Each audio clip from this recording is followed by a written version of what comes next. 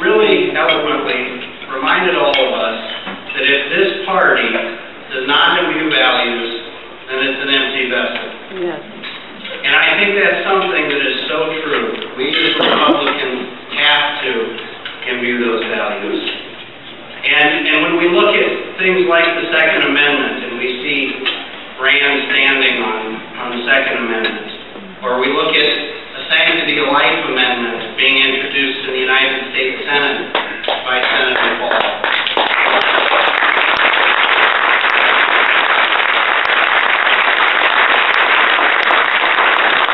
I know the Republicans stand with Rand when he does that also.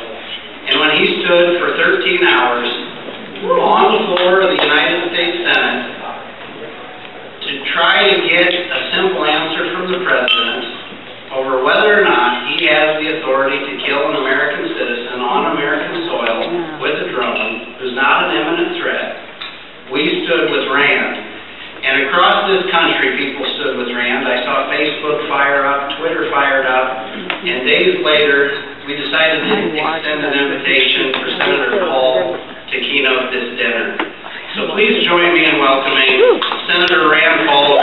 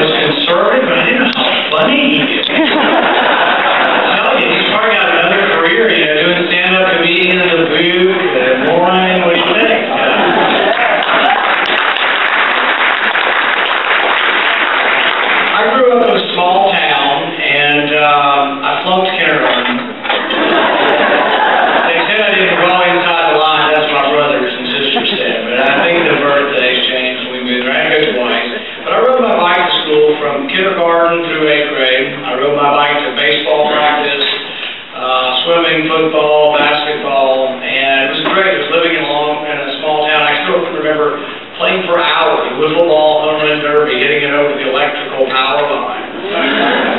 I tell you all that to know that living in a small town, I think you get to know a little bit about people, and in your town you know who the good people are, the bad people, who the people behave, who the people who don't behave. Most of the time I was in the behave category. But I say that to tell you that I think in a small town, sometimes you can be a judge of who good people are. And the one thing I can tell you from getting to know your senator and Mrs. Grassley is they are the good people. Thank you.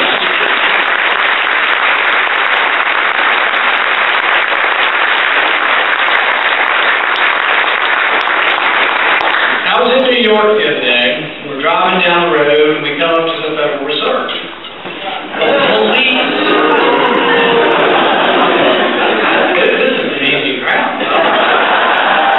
The police are everywhere. The road is blocked and we're sitting there for hours. So we get out of the car and we go up and we ask the police, what about it? They said, the Federal Reserve has been robbed. And we said, really? And they said, yeah, but they caught the thieves. They got in front of the safe. They had the big safe open, but they were perplexed. They were flummoxed. They didn't know what to do with minus $16 trillion.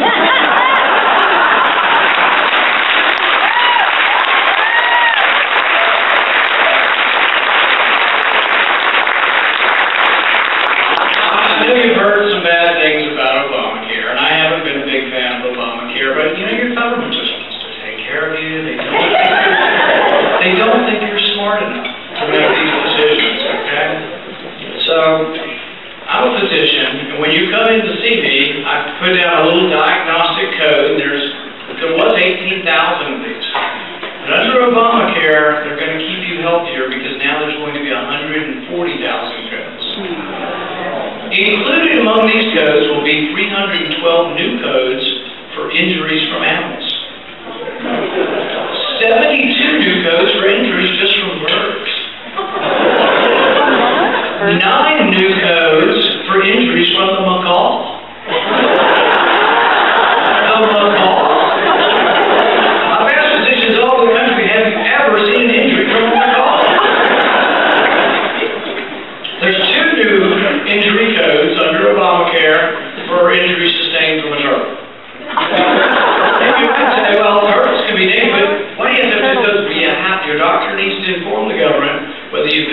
struck by a turtle or bitten by a turtle. There is a new code for, I see some alcohol out there, walking into a lamppost. There's also a code for walking into a lamppost subsequent encounter. I guess that's what you don't learn. There is a code for injuries sustained from burning water skis. Your government's just trying to take care of it. Kids communicate these days and they get their news from comedians, from YouTube. They don't really watch the regular news. So my 16-year-old son, 17-year-old now I think, 17-year-old son sends me a YouTube of Jimmy Kimmel on the street. And Jimmy Kimmel's on the street and he says to a young woman walking down the street, he says, well, you heard the president has pardoned the sequester and he sent it to Portugal. What do you think? And the young lady said, well, the president wouldn't do it if it weren't a good thing. I trust the president. Besides, I think Portugal deserves to have the damn thing. So he went on and he asked some other people, he said, well, what about, I guess you've heard that North Korea's been rattling the saber and North Korea has launched missiles and they're doing these things. Well, you heard the president has sent them to sequester. And so people would come and they'd say, well, damn right those North Koreans, they deserve it. They ought to keep the sequester. But seriously, I think we're winning the public relations battle on the sequester. The president thinks, oh, I'll just close down the self-guided tours of the White House. That'll teach them. But the same week he closes down the self-guided tours to the White House, which I'm not sure what the funding mechanism is for self-guided tours to the White House. He closes them down, but he finds $250 million to send to Egypt.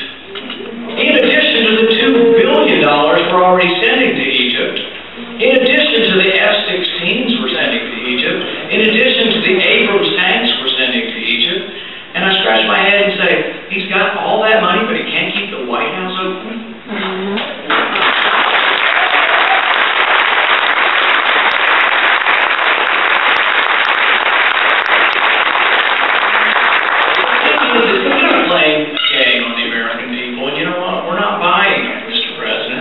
$3.8 trillion government, $3.8 trillion, and you can't find money to cut without cutting the air traffic controllers, the meat inspectors, without giving us 3-hour long line.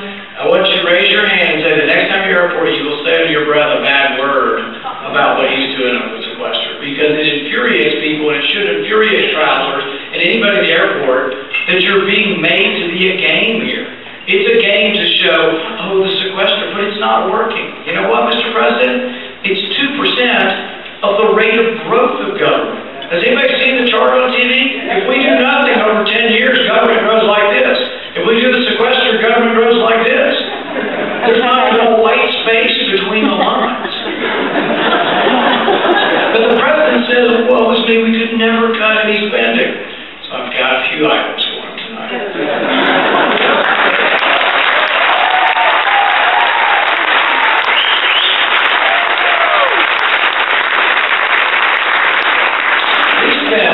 $325,000 last year to discover whether a squirrel or whether a rattlesnake will bite a squirrel that's not wagging its tail. They could not find a squirrel to volunteer not to wag its tail. So they had to build a robotics squirrel. And guess what? The rattlesnake will wag the you-know-what out of a squirrel that's not wagging its tail. $325,000, $500,000 was spent developing a menu for Mars. And this is a great thing. If you've got kids, they may ever have a 26-year-old son or daughter that's living in their basement and wish they had a job. Perfect job. $5,000 stipend, all expenses paid, trip to Hawaii, and the only prerequisite is you have to like to eat food. So they got a bunch of college students and they went to Hawaii for 2 weeks. And they developed a menu for Mars, and guess what a bunch of college kids came up with? Pizza! That's the money we all spent. We spent $3 million last year on turtle tunnels. This one, I can't help but have a picture in my mind of a sign that says, turtles go under the road, not over the road. Please, turtles, go through the the tunnel and on across the river. And I'm sure that was working really well. We spent $1.8 million developing roll-up beef jerky. That came out of the military budget. We spent $5 million in the military budget on studying the collective action of fish. These are just the ones I can remember. There's hundreds of these. Tom Coburn has done a great job looking through all of these and finding these. It is amazing the amount of waste. You could imagine how much waste there is in government. So, Mr. President, if you want to tell us we've got to fire the air traffic controllers, but we're still going to get roll-up beef jerky, we're not going to tolerate it.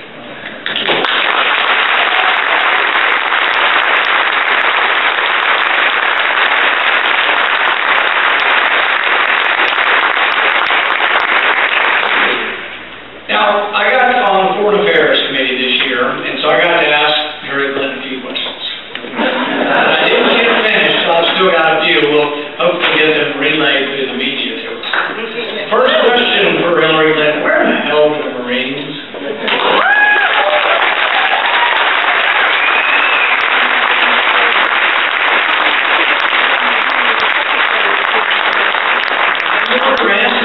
Her answer is, oh, the Marines are to guard the paper. And I said, look, I know a lot of Marines, and I think they can do more than guard paper.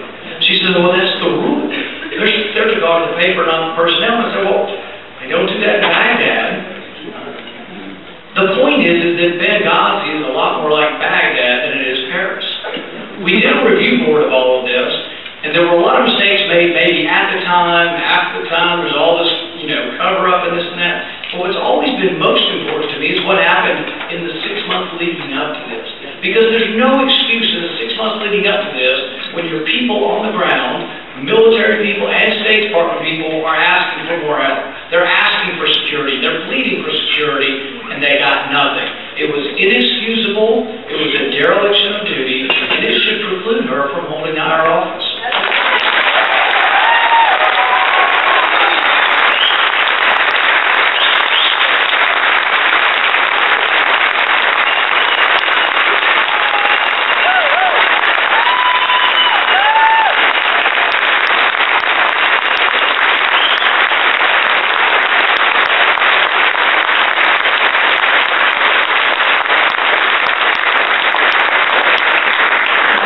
On May 5th of the year of the attack, they requested a DC-3 plane. This isn't one of our newest planes. I think we can afford a DC-3 plane when it's requested. But to fly people either around the country or to flee if there was a problem. Denied. 3 days later, though, the State Department approved $100,000 for an electrical charging station because they were greening up the embassy in Vienna. Apparently, the ambassador there has electric cars that he's showing off to his European friends, but he found out the plugs weren't working, so we needed $100,000 to bring special plugs over there so he could plug in his electrical cars. So we don't have enough money to let them have a plane. We're saving money, no plane for you, but we spend $100,000 showing off our climate change philosophy for the Western Europeans. We go through the summer and we find out that the State Department also spent $100,000 on 3 comedians that we sent to India on a Make Chai Not War promotional tour.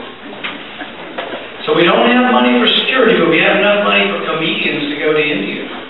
We also found out last summer, during the midst of all this, before the attacks, that the State Department spent $80 million on a consulate in Mashar al-Sharif in the northern part of Afghanistan that will never be occupied. $80 million will never be occupied. Why? Because they got a 10-year lease, built the building, built the embassy, and then they noticed, hey, you know what, guys? There are balconies that look down on our building from all the way around surrounding our building. Maybe this might be a security risk. We're not occupying the building. And then they have the audacity to come to Congress and say, oh, you didn't give us enough money. Well, maybe it would take some leadership to decide how the money is spent.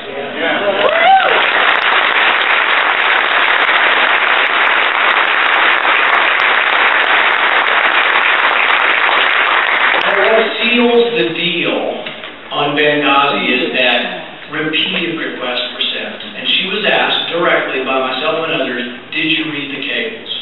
Did you read the request for help? she said no. She says, I'm busy, I get lots of cables. And I said, look, I don't expect you to read every cable from Bulgaria or Estonia, but I do expect you from one of the 5 most dangerous countries in the world, Libya, to be reading the cables.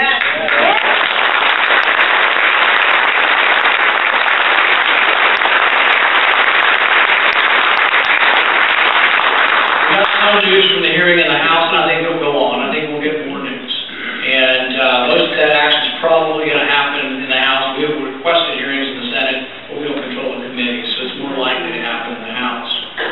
The other big issue we have before us is immigration. We may not all in this room agree on exactly what it is.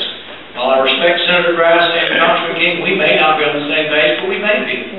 But I want to let you know where I am, because I think we have to think through the issue, and there are many ramifications to this. The number one, we do have a problem. The number one reason why we have illegal immigration in this country is people are not using the work visa program. Farmers are bringing in workers. My state has farmers, and I think there's a few farmers here. They are using some of these workers. They're not using the work visa program because it's cumbersome, it's expensive, it's a pain in the you-know-what, and they're just not using it. So about 500,000 people are coming in to pick crops, but only about 65,000 of them are using the work visa program. That's how you're getting more illegal immigration. If you don't fix that problem, and if the bill doesn't fix this problem, then we're going to have another 10 million in another 10 years. So you have to fix the work visa problem. But I'm in favor of trying to fix it. So I am in favor of immigration reform. However, I'm concerned about the bill in some ways that Senator Grassley and Congressman King are. I am concerned that one of the things they do is they actually put a cap on work visas. Currently, the ag visas for work, for people who come in, have no cap. The bill is going to actually put a cap on work visas. It's been some kind of negotiated settlement between the labor unions and the Chamber of Commerce, but it sounds like going in the wrong direction, not the right direction. I'm also with Senator Grassley and Congressman King on the fact that I think we were hoodwinked in '86, we were promised security that never came. So I think you do have to have security. So I'm right there with them on it. I am going to try to fix it. I know Senator Grassley introduced some amendments to try to make it better too, and you weren't very successful, were you? We're going to try again on the floor. I have an amendment that's called Trust but Verify. What it says is that instead of giving it to the President saying, Mr. President, you get to decide, Republican or Democrat, when the border is secure, by reading some report, I say that each year we have things we have to look at, and there is a report generated, but we vote on it. Every year we vote on it, and immigration reform, the process of what we do to go forward, depends on that vote. So it isn't that we just get a promise from the administration, we actually participate and we vote. If I can get something like that, or if they come towards me, and they will make border security, there's a chance I can vote for the bill. Am I worried a little bit about it? Yes. I'm worried I might offend some people. I'm also worried that whether it works or not, if it doesn't work, the people who vote for it will catch blame for it. But I don't want to just say I'm voting no and I'm not going to be for it. I do want to try to fix it, because I think there is a problem. I also think that as a party, we need to grow bigger, and that we need to attract Latino vote. This is a very practical thing, and I'm not ashamed to admit it. We need to attract Latino vote. We need to attract the African American vote. It is somewhat of a gateway issue. We have to change the way we are talking about it and who we are if we want to attract Latino vote. And so I say often, this isn't the legislative solution, but this is what I believe, that we need to treat immigrants with dignity and respect. If you want to work in our country, I want to find a place for you to work. Now, that's not the legislative solution. It has nothing to do with whether we're voting or what kind of documentation, but it is that the people are here, and there is a certain sense of de facto amnesty in that they're not going home. Their kids will be voting, and if their kids think we're hostile to them, they're never going to vote for us. We're an increasingly diverse nation. I think we do need to reach out to other people that don't look like us, don't wear the same clothes, that aren't exactly who we are. We need to reach out. We're going to have to do something. So same with the African American population. We do need to reach out. We have a rich history. I think every Republican meeting ought to have something about the history of the Republican Party. It's an amazing history. Now, some criticized me. I went to Howard and they said, oh, I was lecturing to them about how the Republicans formed the NAACP. Well, they may have known that, but a lot of Americans don't know that. That almost every one, or virtually many people who started found the NAACP were Republicans.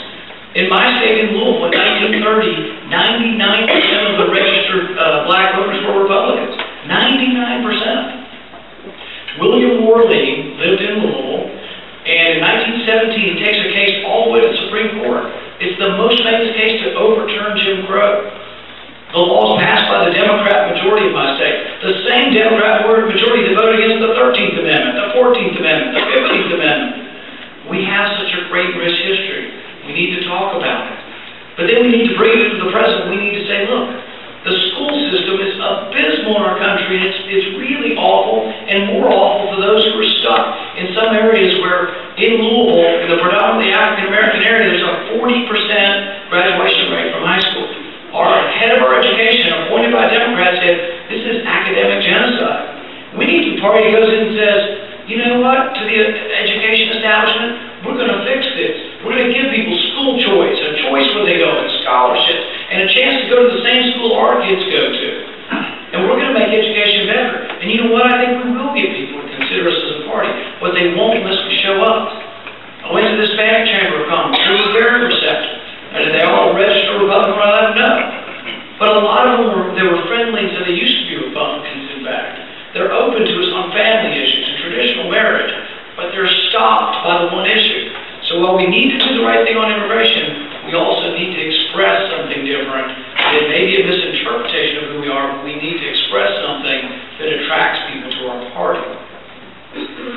There's an American painter by the name of Robert Henry, and he talks about, and he says to people who want to paint, he says, paint like a man coming over a hill singing.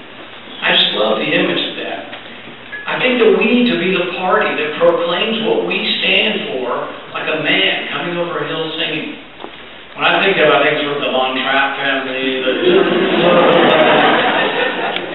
I also think of, did anybody catch the band that played on the intro? I got them to play that for me. I also think of the Proclaimers as the band.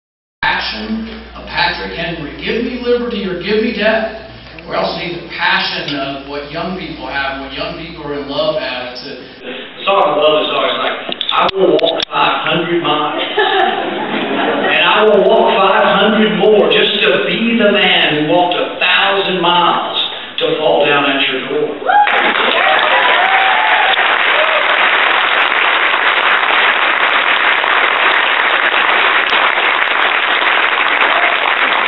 We will be the dominant national party again when we become the party that's like the man coming over a hill singing.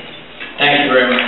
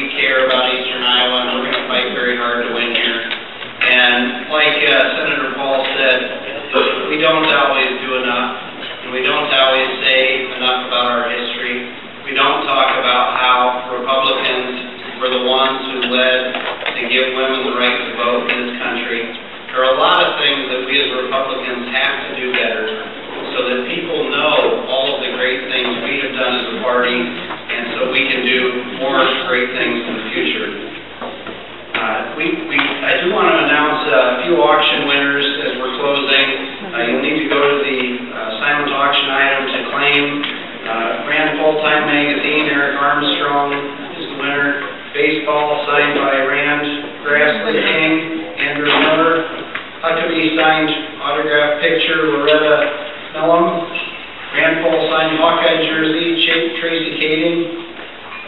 Huckabee Rise Above, image, Ann Lawrence, and Huckabee framed photo, Andrew Miller. So again, I want to thank you all for coming tonight, and feel free to stick around and visit a while. We wanted to have the event early and get over at a time where we all felt comfortable to stick